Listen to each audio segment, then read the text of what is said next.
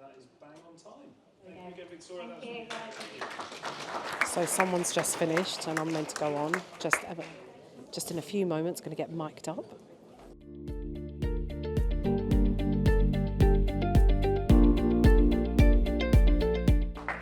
Thank you, Rob. Good afternoon, everyone. How are you doing? very well, thank you. Good, thank you very much. Thank you. Okay, Rob, thank you for the introduction. For those of you who don't know me, I'm Rosalia Lazzarettilli. I'm the founder and CEO of Manuka Media, which is a personal branding, digital marketing and social media agency.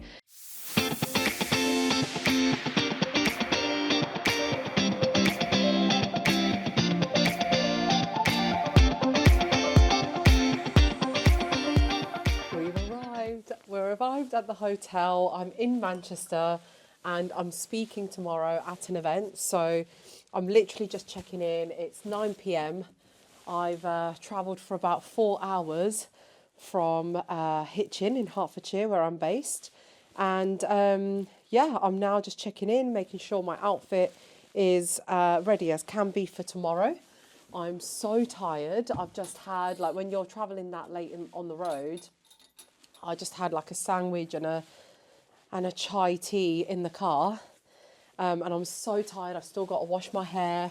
I've still got to get ready. But yep, speaking gigs, that's what it's all about. Just getting here, getting ready, making sure that, you know, you've had enough rest the night before. So I've just literally got to sort my outfit out. And hold on, guys. So I'm just setting up.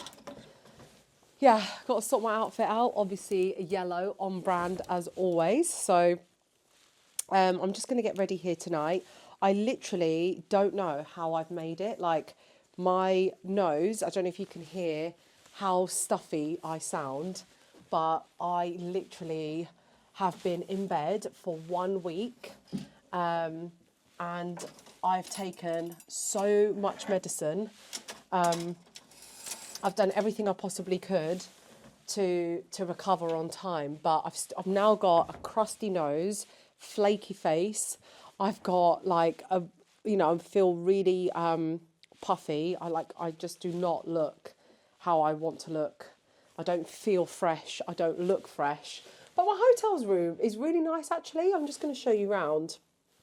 So the organisers who have booked me here to speak, they've paid for a room, which is really nice, guys. Like, I don't always get all expenses paid, you know, I'm not going to lie. You know, I've got even a spare bed, which is nice. Yeah, I've got a lovely room, amazing views of Manchester. I absolutely freaking love Manchester. It's such an amazing city. Oh, I've got like oh no, that's definitely not going to open. But yeah, you're not going to be able to see, so I'll show you in the morning. But yeah, it's not a bad room. And it's just such an honour to be able to get a room that is near the venue, that is taken care of by the organisers. Hello. Oh, I love this. Love it. Such a great room. Yeah, really, really nice. And it's just nice, you know, like I said, like, it's nice to be taken care of. I put so much effort, as everyone does, like all the speakers, all the guests that are going to be here at the event today. Of course, everyone puts in so much effort. No one's doubting that, but it's just nice to be taken care of, you know. I've done about 4-hour travel to get here. I've obviously given up half of my working day. That's the thing, when people think you're speaking for an event at an hour and you charge for an hour, it's not really an hour. It's like all the planning and prep. We've had at least 2-hour meetings to be here and to prep. So that's 2 hours that have to go into like the briefing calls and learning about the event and learning about the delegates. Then it's probably taken about 4 to 6 hours to actually prepare the talk. Definitely close to 6 hours to actually prepare like the slides, what I'm going to say, you know, how I'm going to add value, what my call to actions are going to be, like all of that. Oh my God, I look horrendous. Yeah, so I've got to prepare all that. Then there's 4-hour travel. Then there's a whole half day at the event, and then there's another half day back traveling. Obviously staying overnight, eating, drinking. So yeah, the expense of speaking for an hour is so much more than just speaking for an hour. So it's really nice. This event has really, these like organisers, this is the Personal Finance Conference, PFS Society. So the Personal Finance Society, just amazing of how they've taken care of me and how they've really taken like my slot so seriously, how they've prioritized it, how well they've briefed me, how well they've organized like the agenda, how well they've made me feel like really welcome and really organized. Like it's just been a phenomenal arrangement. So yeah, it's Monday night. It's gone 9 p.m. now. I'm in the room. I need to get washed. I need to wash my hair. I need to get myself ready for tomorrow. I'm not speaking until after lunch, I believe, which means that in the morning, after breakfast, I'll be having some client calls and some client meetings because, again, I'm out of the office, so I can't operate as usual. So I have to fit in what I can fit in. So it's really important that I don't neglect some of my clients. Well, I don't want to neglect any of my clients, but some of them happen to have a meeting with me tomorrow. So I need to honour that. Normally when I'm on the road, I kind of have this rule where I'm like, I'm either on the road and I'm dedicated to the events and networking, or I'm at home doing coaching calls. But because, as you can hear, I've been ill for a week, I haven't been able to do my calls. So I've had to, I know everyone's like, rest, take the time that you need. I had to. I literally couldn't string a sentence together. I couldn't breathe. I'm still kind of out of breath now because of my asthma. My asthma's really bad. So I'm traveling with my inhalers. Normally I don't really need to take them, but I've been so bad. I've had to have 2 inhalers now instead of my usual one. So yeah, I'm feeling pretty flat.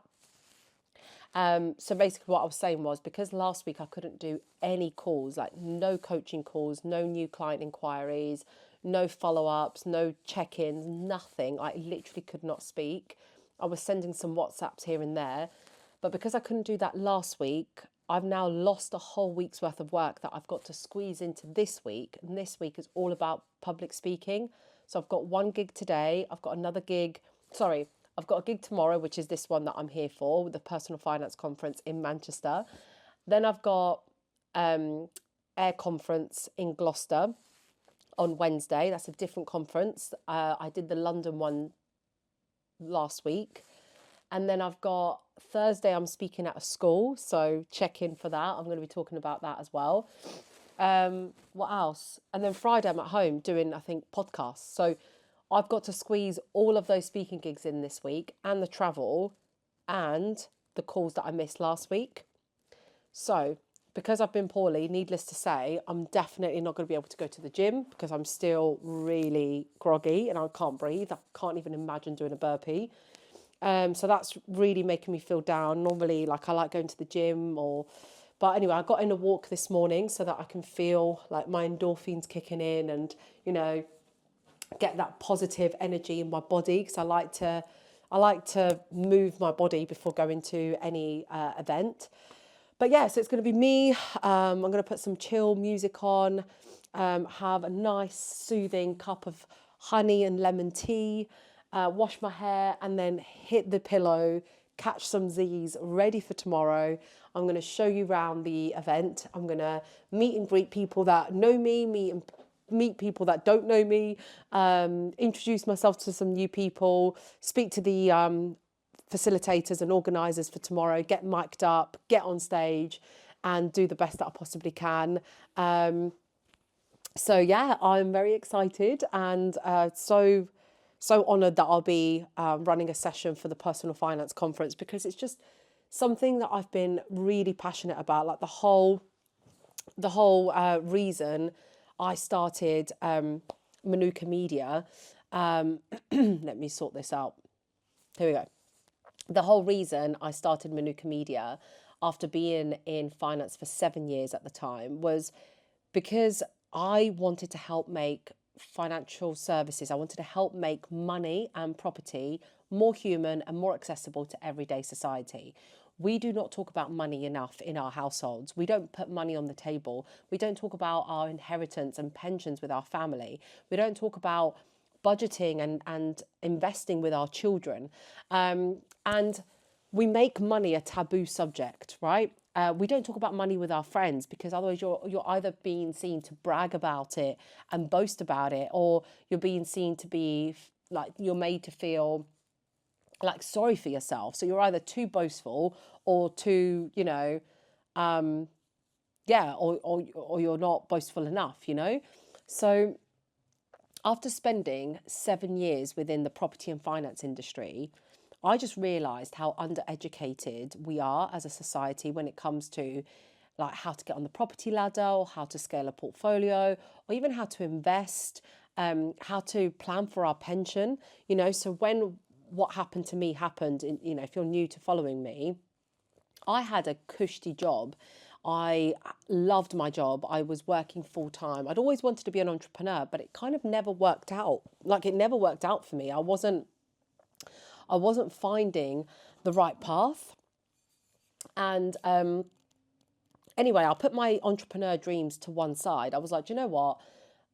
Entrepreneurship isn't for me. Like it's just not going to work. So what shall I do? Okay, I'll just work. So I decided to work, and I found a job that I loved. I became I was an excellent business development manager. I loved meeting my clients. I loved traveling. I loved being on the road. I loved getting calls and analysing deals, and I loved getting those complex, quirky cases. And I was just loving life. And I always tell this story about my my peak year, like this year where it was February 2020. And I was there at the Burj Khalifa. Have you ever been to Dubai? Like maybe you've been to Dubai before, right? But imagine it, right? There's the Burj Khalifa, tallest building in the world. And I'm there and I'm just like with a glass of champagne. It's my 30th birthday. I'm wearing a pink dress. I've got my hair all curly. My husband now, but boyfriend at the time, sat across from me. And we're there and we're like, babe, cheers, babe, cheers. I think we got this. Like, loving life. Look at us on top of the world. I got a great job. You've got a great job. We got a house. We had a roof over our heads that we were paying for. We had a mortgage. We were like, babe, we've absolutely smashed this. Like, we are loving life and we've nailed it. And I was pretty smug, just as smug as I sound right now. I thought I'd mastered life. And that was Feb 2020.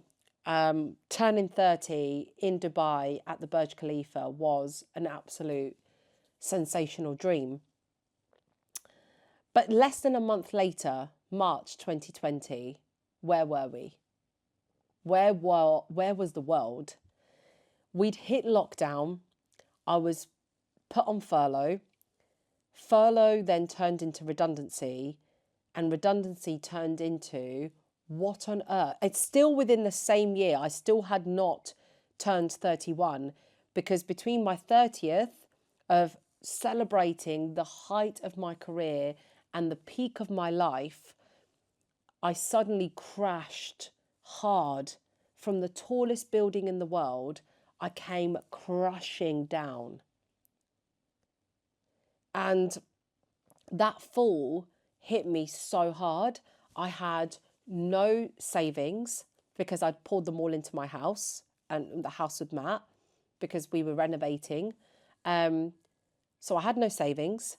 I had no part-time business prior to 2020. Prior to me finding a job that I loved, I was working other jobs with side hustles. I'd had previous businesses in the past, from network marketing to my private language tutoring business, and I'd quit all that. I gave it all up for this job that I was like, I am so happy in my job. I've never earned this much money. I'm happy where I am. Little did I know that putting all my eggs in that basket, suddenly someone completely threw that basket out the window and all the eggs went with it. I lost everything, lost all my plan A, B, C, D. I had no plans. And I thought I was financially savvy. I thought I had a good financial literacy. But really, I just turned into having a job with a full-time salary and no backup plan. And all my savings had been used up by the property. So yeah, I had nowhere to turn. So my husband was like, it's okay, babe, I got this. And I was like, oh, no, he didn't. I was like, no, that's not like, I've worked since I was 14. I've never not had a job. I've never not had money. I've never been in this situation where I've been made redundant or lost my job. The only time I've ever moved in between jobs is to go for a higher salary, is to accelerate and rise, not to fall. So I was like, Matt, I really don't want you. Like, thank you. You're my boyfriend and I love you. And I really appreciate that you've made me feel secure in the sense that you're like, do you know what, babe, don't worry, I've got this. You know, you'll pick yourself back up, you'll find a job and whatever. That was like the nicest thing he could have said. It was just absolutely, but it wasn't helpful. It wasn't helpful because I am the type of person who, it's not good or bad, but perhaps accepting that kind of help wasn't like, it's not what I wanted to hear. You know, I didn't want help. I wanted pushing. So I was like, that pushed me in itself. Because when he said, I've got this, I was like, no, I've got this. I need to take care of this because this is my mess that I'm into. And you're not my financial plan. You're not going to pull me out of this. And there's a point to this, guys. There's a reason I'm telling you this, right? And why I'm so passionate about the event that I'm speaking at tomorrow, and why I've started Manuka Media, and why I've started my own business in this sector in the first place. Because a lot of people say, but why do you do branding and social media for property and finance and mortgage brokers and IFAs? Do you do it for anyone else? I'll come on to that. So yes, I am totally and utterly lost at this point. Okay, so I'm redundant. I've got no money, no backup plan. So I decided to start a business, and I'm going to fast forward now. Suddenly decide to start a business with no savings, so I couldn't even afford LinkedIn Premium or Canva. The graphic image creator, social media creating posts. Couldn't even afford that, and that's only £10 a month. Couldn't pay for that. So when people say to me, hi Ros, I've just started, I've been running a business for 5 years and I want to get into social media, but I don't know how much these things cost and I don't know what I can invest. Trust me when I say I know what it feels like to start a business with no money. I had to borrow my husband's laptop, so I was blessed and lucky enough to be living in a house and to have a roof over my head, but I still had to pay the bills, and I was running out of money. I only had 2 months worth of salary, and that was at 80% as well because I was on furlough. So I had 2 months worth of salary. My last paycheck came in September 2020, and it would last me until December 2020. And from January, I would have 0 pennies coming into my account. So between September and December, I had to hustle hard, and I just turned to the internet. I went online, went on LinkedIn, was like, hi everyone, this is what I'm up to. Guess what I'm doing? And that was it. That was the start of a business. And that's the key message tomorrow to these financial advisors is, guys, you have everything you need right here. Right here. This is it. This is all you need. This, an internet connection, is all I needed. I had no money to buy a snazzy profile, a website. I had no money to buy a cool new laptop. I had no money to get help. I had to do it all on my own. I couldn't afford to hire people to do it for me. I couldn't afford a social media manager. I couldn't afford any of that kind. So this is it. I just turned my phone on, went on Instagram, went on LinkedIn primarily. I was focusing more on LinkedIn, and I just started talking to my audience. And I started building it and building it and building it, one post, one post, one post.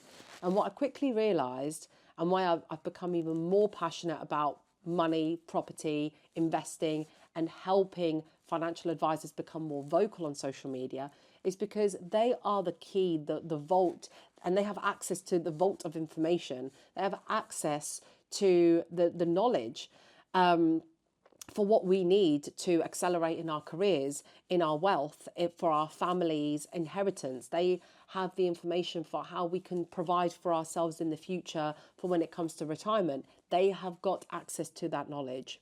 Now, what I find fascinating is this. Let's play a game. Okay, if you're still following me here right now, thank you for being here. Thank you for tuning in on my story. But I wanna ask you a question, and no one's gonna hear you if you answer it. Have you ever had Botox? If you have, you'll know that there's a trusted person that you go to, and you won't let anyone else touch your face, right? I know this because of my friends. I've never had Botox before, and that's something right now, might do in the future, don't know. But all I'm saying is right now, as of today, I have never had Botox before. But if I were to have it done tonight or tomorrow, I know on speed dial who I would call immediately. And so if you're with me, if you're like, yeah, Ros, I've never had Botox before, now answer me the second question. Do you know who you would call if you were to have it done?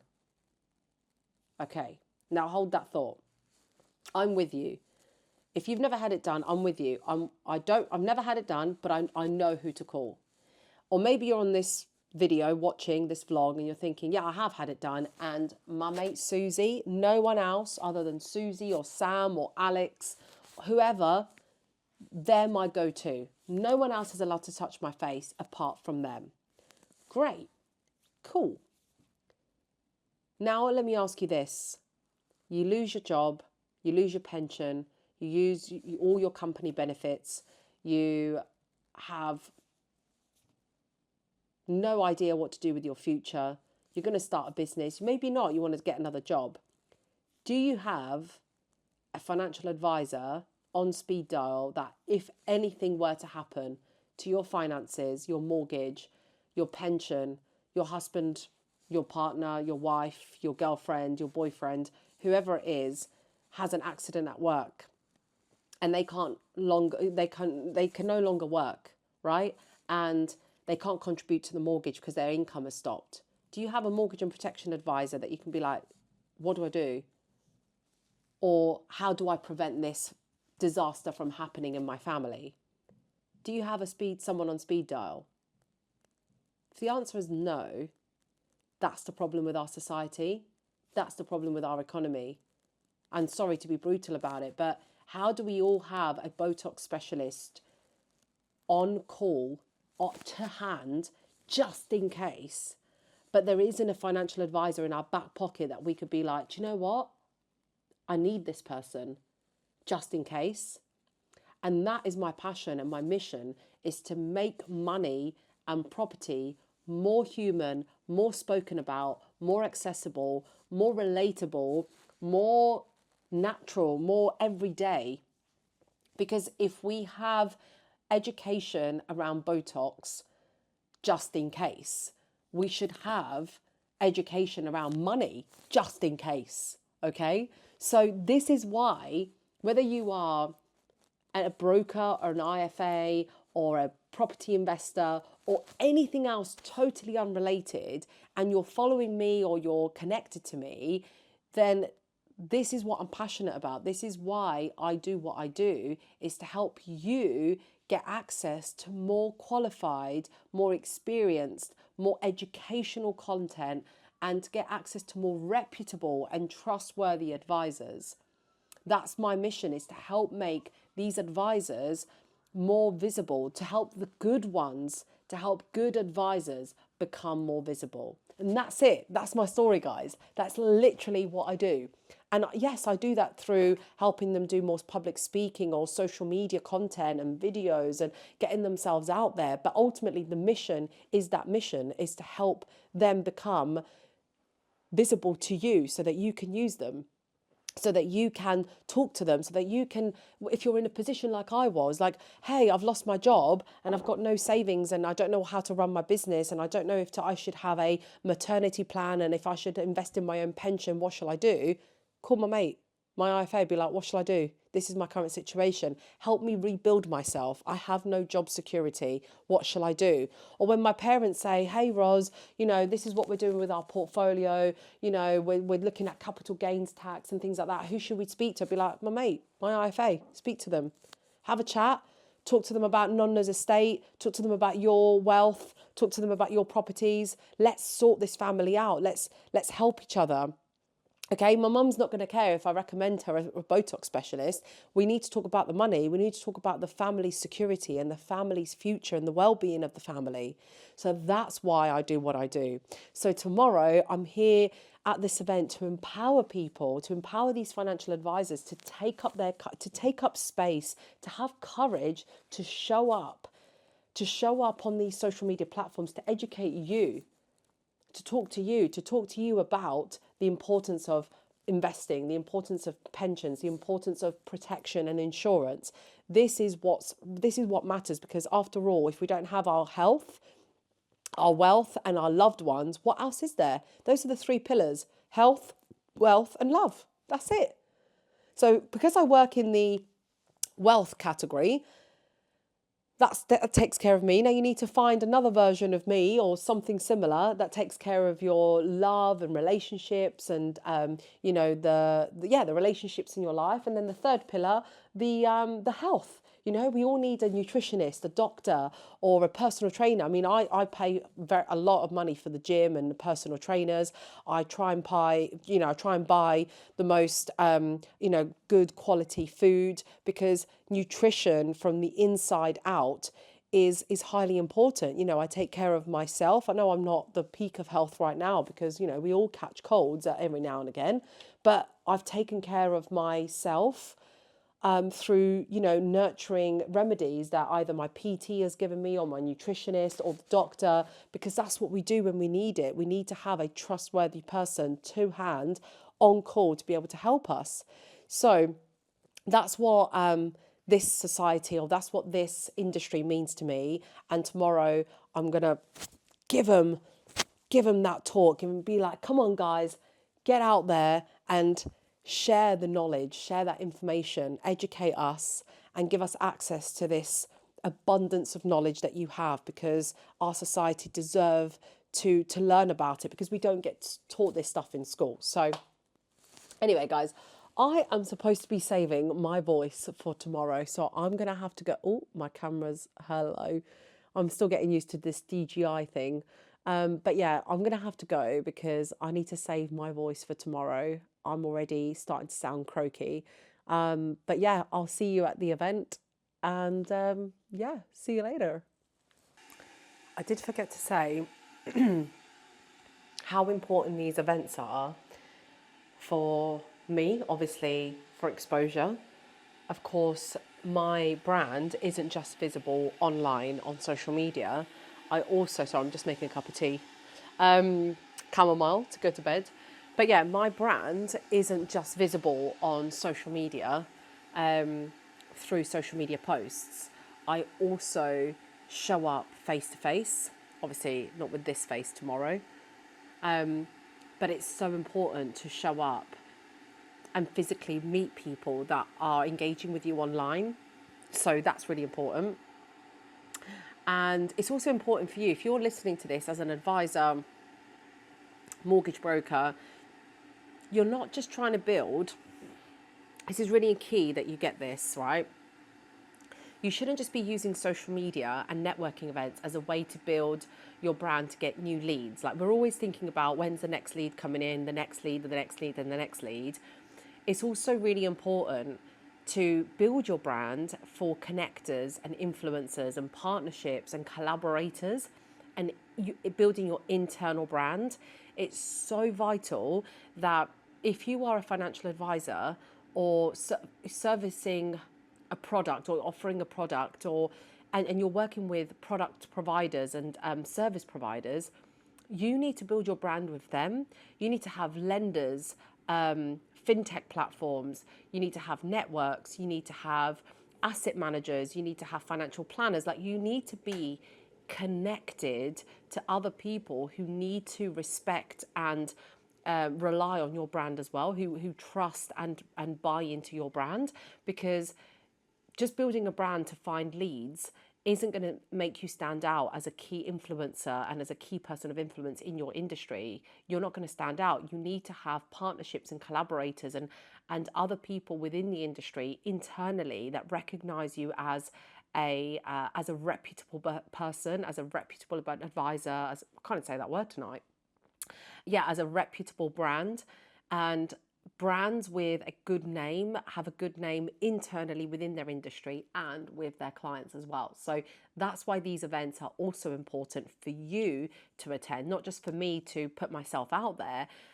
So for me, these events are to attract business, of course, to put my name out there in front of industry leaders who might need my services at some point. But actually, I'm also building partnerships. I'm building connections.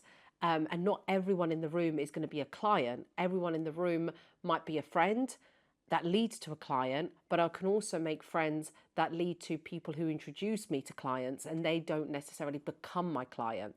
So yeah, think about that when you're going to these events. Don't just look for your next lead and your next customer. Go to events where you know you're going to build your reputation within your industry. Now I'm going to take you back to the event, because I've made enough of a fool for myself. But I remembered this note, and before going to bed, I was like, I need to note it down before I forget. I hope you enjoyed it. Here it is. So I've just got here, and I'm about to go in. I'm in the centre of Manchester. This is the Manchester Central Convention Centre. So here it is. This is the square. I'm loving the autumnal vibes. That's the Midland Hotel right there. I mean, even the trees outside have got this green, yellowy vibe, which I'm absolutely in love with. This is just such a beautiful city. Hello. So here I am, all looking very different from yesterday. I've obviously done my hair. I got my yellow outfit on. I'm just about to walk in. I think people think that I'm like super, I know I dress bold and I look bold, but I do get nervous as well, guys. You know, it's not like I just wake up ready for this and I'm just like, let's go. You know, it is nerve-wracking for me as well. It's also quite nerve-wracking because I'm quite obvious, like I'm not very discreet.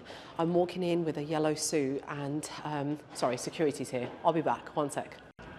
So I just got a new follower. The security guard would like to know what my YouTube channel's called. And I felt like such an absolute fraudster. I was like, he was like, are you a YouTuber? I was like, kind of. I was like, I'm trying to be. Yeah, so I told him about my money honey, and yes, I got a new follower, yay! So anyway, I'm just on my way to the conference, and I was just saying that confidence isn't something you're born with, it's something you have to work on. So of course, when you see me coming into a room, you think, oh wow, she looks so confident, but it doesn't mean that I start out the morning feeling like that. You know, I just get myself into the groove, I get myself into a good mood. I do have a routine of like how I get myself ready, but I could teach you that routine and it won't work unless you put it into action and practice it. And the first time you do it, you'll feel really icky, and then the second time you do it, it'll still feel awkward. Then the third time you do it might feel great, but then the fourth time might feel really bad again. So the reality is, you're never going to be ready to do these things until you're actually doing them. I'm really struggling with my suit right now. But yeah, the point is, I'm not confident naturally. I naturally look confident because I practice and I put myself out of my comfort zone all the time. So to you, the comfort zone looks different to mine. Obviously mine keeps stretching and expanding, and when it comes to speaking gigs and events like this, mine has stretched so much because I've been doing this for like 12 years. Even when I was employed, I was pushing myself into these zones. So yeah, I'm about to go in again and I'm going to show you what it looks like. So here we are. I'm officially in the conference centre. It is absolutely humongous. There are so many different theatre rooms. So I'm going to be speaking in one of the rooms, but this is like the main conference centre where all the exhibitors hang out. So you've got like stands, people networking, people walking around. I'm going to try and see if I can spot any friendly faces. I feel, guys, I feel like an absolute fish out of water right now. Everyone is in blue suits or grey suits, and I am literally like an absolute Lala Teletubby right now, walking around in a yellow suit. It is really, it's really nerve-wracking, but hopefully here to make some friends.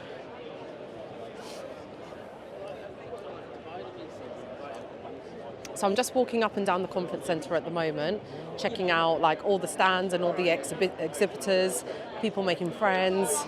This has been a client of mine before, Iris. We've done so much work. A sweet stand. Let's check out who's here. There's even like little breakout areas where you can have like meetings. Oh my God, look, someone's playing golf. So these exhibition stands have things to like reel you in, or, you know, play some games, get your contact details. I might have a little game of golf myself in a minute. I'm behind the scenes. I don't know if you can hear me. So I'll show you the room. Perfect. That is bang on time. Thank you again, Victoria. That's really good. So someone's just finished and I'm meant to go on just in a few moments, going to get mic'd up.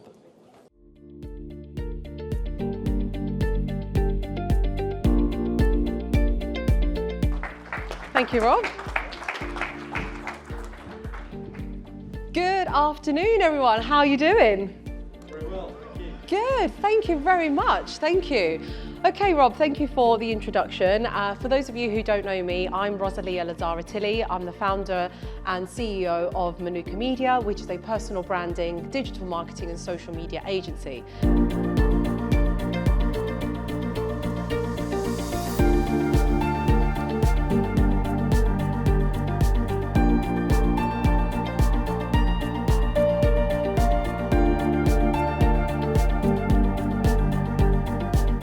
Like the generations of, you know, the millennials and Gen Z who weren't voting, and he wanted to try and get their attention. Whose attention are you trying to get? You've got to meet them where they're at. If TikTok is not for you, that's okay, but you need to look at your database and find out, is it for your clients? So I am at a service station now. I've just had my, I've never had this before, coco di mamma. Don't know if anyone else likes this, but this is my warm meal for the day. I've had a salad at the conference centre, which was actually really good. The food was really good at the conference, but when you're speaking, you can't really overeat that much. I don't really want to be belching or burping on stage, so I kind of keep it light. I have a very, very light breakfast, or a heavier breakfast if I'm speaking in the afternoon, and very light lunch.